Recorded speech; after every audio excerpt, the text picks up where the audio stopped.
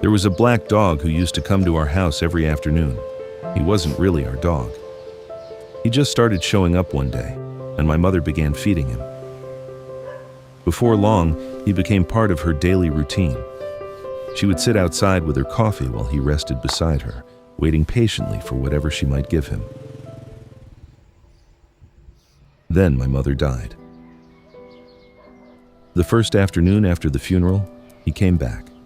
He walked through the gate, looked around, and went straight to the place where my mother used to sit. Then he waited.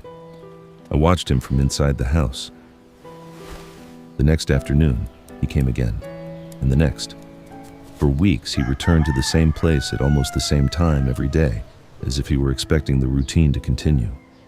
I began to wonder if he was looking for her. Maybe he missed her. Maybe he knew she was gone. One day, he stopped coming. Days became weeks, and eventually, I stopped expecting him too. I thought perhaps he had forgotten her, and strangely, that bothered me. Because I still hadn't. I still found myself looking toward the kitchen, expecting to hear her voice. Sometimes I would reach for my phone to tell her something, only to remember that I couldn't. Maybe he couldn't imagine any of that. Maybe he remembered her in his own way. Maybe he missed her, but he didn't have to sit there and imagine 20 years without her. And that's when I began to understand something about being human. We don't just remember the people we love. We imagine a future with them. So when they die, we don't only lose everything that already happened, we lose everything that was supposed to happen. Months later, I saw him again. He was walking down the street, older and a little thinner, stopping to sniff at things and following another dog.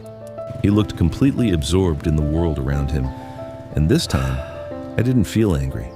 I didn't think he had forgotten my mother. Maybe he hadn't. Maybe he had simply learned to keep living in a world that had changed. He couldn't tell me what he remembered.